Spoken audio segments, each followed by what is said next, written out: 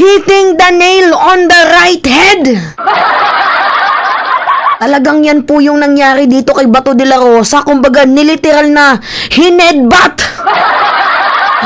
ni Representative Akop itong si Bato de la Rosa. At ngayon nga po mga minamahal, nagpasalamat itong si former Senator Antonio Trillanes dito nga po sa pagpukpok sa matigas ng ulo ni Bato de la Rosa. Kasi ganito yung yung context mga minamahal. Noong August 18, tinawag ni Bato de la Rosa na yung ibang mga mambabatas, ibang mga kongresista na tinawag niya na mga oportunista dahil sa pagbatikos dito nga po sa war on drugs. Yan po yung yung accusation ni Bato de la Rosa. Where in fact, to be exact, ito nga yung sabi sa balita.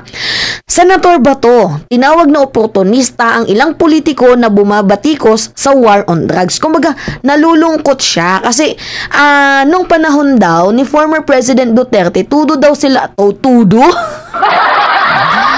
sila papuri na, we are on the right track. Hallelujah, hallelujah. Meron bang ganun na kongresista? Halos sinasamba yung war on drugs ni Duterte na puro patayan. Ay ba to? Masyado ka na. Ibang klase na yung tama mo eh.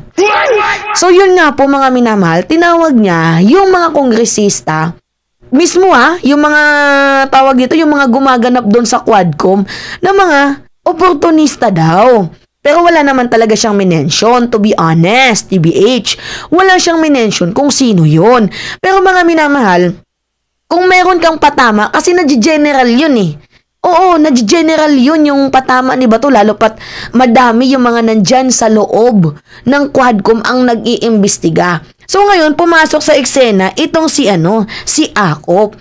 Kasi sa mga hindi nakakalam, itong si Akop po mga minamahal, ito po ay siya po ang namumuno sa Quadruple Joint Committee na nag-iimbestiga dito nga po sa Pogo, sa illegal drugs, extrajudicial killings at mga krimen. Kumbaga siya po yung namumuno.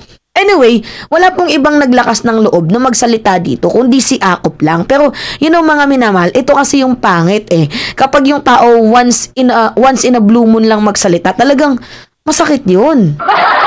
Kung si Trillanes yung nagsalita nun, wala yun mga minamahal, pagtatawanan lang talaga yun ni Bato. Kasi alam nyo naman si Trillanes, always na talagang kritiko. Itong si Akop, diba, dating PMA din to, talagang full-fledged general to, nagsalita siya. So, minsan lang to magsalita pero talagang grabe na headbutt eh. So, ang sabi ni Akop, buwelta. Ito yung buwelta ni Akop dito nga po kay Bato de la Rosa. Sabi niya, if anyone is the real opportunist, it is Senator de la Rosa who shamelessly used his ties with former President Duterte to rise from the PNP chief to senator, which is totoo nga naman. Diba? From PNP chief, ginamit mo yung pagiging sip-sip mo, pagiging pitbull at takbog mo dito kila Digong para makakuha ka ng political power. Diba? Kasi wala ka naman pakialam sa interest ng taong bayan eh. As long as yung interest mo, maipursue. So sabi niya dito, leading a bloody drug war that targeted the powerless while shielding the powerful.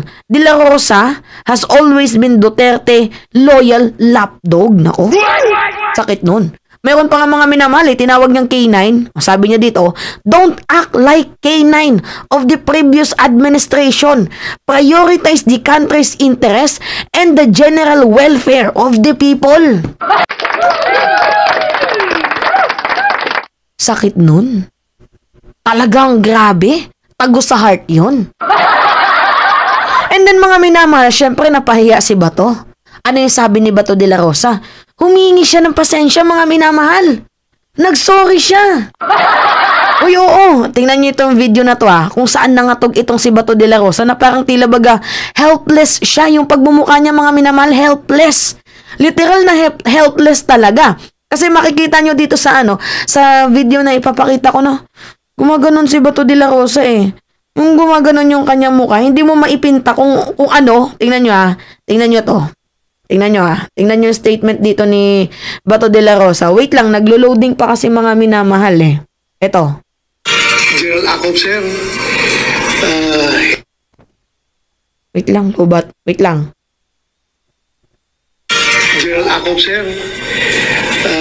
Hindi po ikaw ang pinatamaan ko doon. You were never sip the Duterte administration. I never heard you sung praises for the war on drugs that we waged during the Duterte administration. Kaya nagtataka lang po ako bakit ka nagre-react. Hindi po ikaw ang pinatamaan ko doon, sir. Yung iba po, hindi po ikaw. Dagdag pa ni dating Philippine National Police Chief Bato de la Rosa, mataas ang respeto niya kay former General Acop, lalo pat kasama niya ito sa Philippine Military Academy o PMA.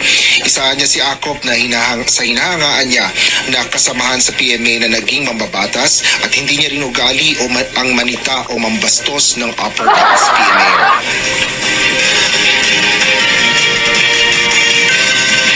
Kaya po, sorry kung Sorry. lahat sa sinabi ko. I did not intend to mean it na ikaw yun. Meron lang ibang kasamahan mo dyan. Let's face it, totoo naman talaga na kung sing ng praises towards Duterte and war on drugs before, ay ngayon kung makatira sa war on drugs, wagas. Plano rin ni Senador De La Rosa na kausaping direkta si Congressman Romeo Acop upang linawin ang kanyang pahayag laban nga sa ilang kongresista. Yan muna ang latest balik. O yan. Gusto nang makipag-usap kasi gusto na magkabati. Diba? So yun mga minamahal. From tira, naglaban bawi si Bato. So ngayon, paano pumasok si Trillanes sa eksena? Ito kasi yun. Mga minamahal, yung eksena naman ni former Senator Antonio Trillanes. Sabi ni Trillanes, "Salamat kong Acop. Salamat Congressman Acop, sir, for verbalizing our thought." Kasi mga minamahal, wala na pong nagsasalita dyan kay Bato de la Rosa kasi halos lahat nakaaway na nga ni Bato. So mas maganda yung magsalita, yung taong once in a blue moon lang talaga kung magsalita. Talagang literal na headbutt yun eh. Hinedshot malala. Ganon yung atake nun eh. Yung kumbaga, nagsalita ang tao, yung nasa loob yung pulo. Diba? So talagang sa madaling sabi, hitting the nail on the right head. Yun yung nangyari dito kay Bato de la Rosa, kumbaga aray. Ang sakit nun. 'Di ba? Very obvious naman kasi mga minamahal na itong ginagawa ni Bato de la Rosa is, for political interest, attack dog lang ni Duterte. Hindi niya naman talaga kasi pwedeng iwanan si Duterte kasi anytime pwede siyang ilaglag. Wala siyang pakialam sa interest ng taong bayan, but mayroon siyang pakialam sa power niya, sa political interest niya. Kumbaga, on point yung nangyaring atake ni Acop. Bigla siyang nag-sorry eh. Sorry. 'Di ba? Hindi sinasadya. 'Di ba? Wala akong balak mambastos ng kapwa ko sa PMA. 'Di ba? Ganon. Ayaw niya daw bastusin, hinahangaan niya daw. 'Di ba? Anong kabulshitan 'yun? After mong tumira ng tumira, hindi umahanga po ako sa iyo. Ganyan sila, 'di ba? Naglalaban bawi, hindi makapag-real talk, puro lang patama. Kung matapang ka, mention mo kung sino yung pinapatamaan mo. Dapat ganun, hindi yung ang dami mong cheche bureche punyeta ka. Nakakaloka. Oh, see? Yan, kung hindi ka pa talaga sinupalpal, hindi pa to magsusorry. O, yan talaga. Yan yung sinasabi ko sa inyo na matuto din minsan tumingin ng mga kinakalaban ninyo. Kasi hindi lahat ng mga tao ay kaya ninyo. 'Di ba? Talagang tinawag kang sip-sip, attack dog K9. Sakit nun. K9 ka daw ba to? 'Di ba? Totoo naman, K9 siya ni Duterte. Ano siya? Aso siya ni Duterte. Sino yung nag-utos sa'yo na umatake sa mga kongresista? 'Di ba? Oh. Anyway, yun po mga minamahal. So, it's me again, si Mima Alicia nyo, at nagbabalik ulit para sa ating panibagong video. Maraming salamat, mga minamahal.